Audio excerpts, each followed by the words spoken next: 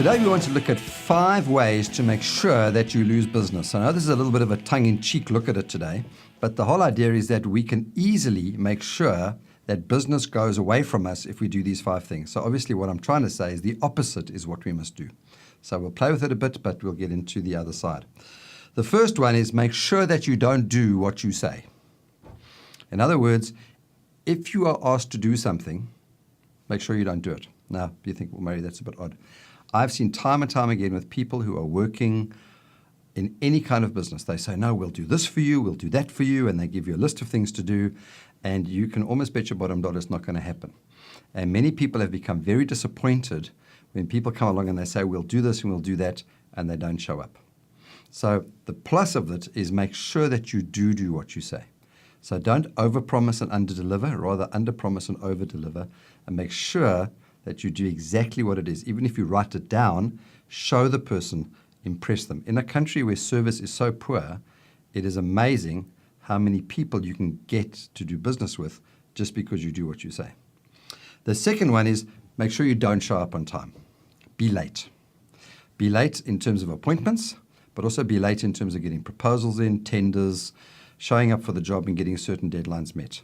Because I've seen that time and time again. People say, Murray, the person said to me, we can have the new car we're buying and we'll get it on Monday. And 2 weeks, Mondays later, they get this car or whatever it is that happens.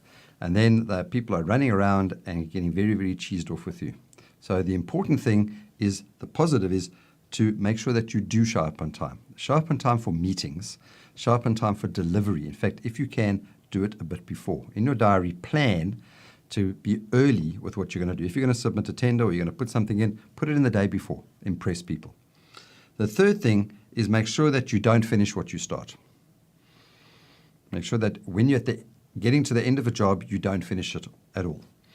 Now, I spoke to an architect once, and he said, there's always the 99% job. In other words, you can build this huge big skyscraper, and there'll be an empty hole next to the front door of this building, and everyone will look at the hole and say, look at the hole here.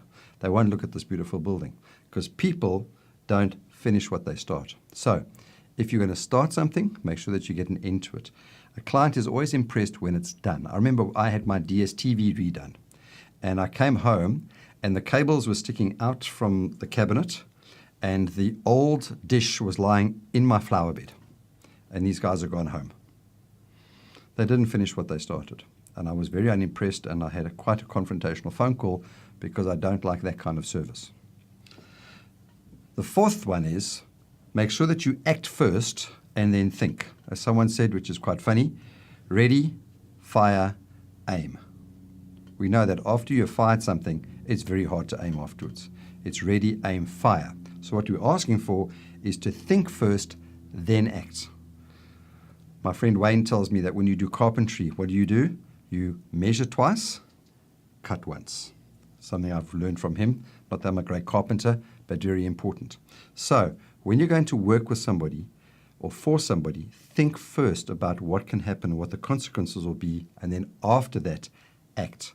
You'll impress people because they'll say that you're wise, that you've thought stuff through, and during that time, you've probably figured out some of the things that needed to get fixed. The last one is make sure that you're grumpy. I'm not talking from Snow White, but make sure that you're grumpy. Gratitude is for sissies, these people say. When you don't say please and thank you, when you don't show appreciation and gratitude, people tend to remember. In fact, when I speak to people, they say to me, Murray, I don't remember the last words the person said to me, but I can certainly remember the attitude he had when he last saw me. People remember attitude more than they remember your words. So don't be a grumpy individual. Make sure that you are able to communicate in a way that shows that you're grateful and that you're thankful. Remember, people say, I don't want to be tolerated, I want to be celebrated. Be one of those people where we celebrate. So, 5 ways to lose new business. Don't do what you say. Don't show up on time. Don't finish what you start. Act first, then think, and then be grumpy. Gratitude is for sissies. We know that the real answer is to do the exact opposite.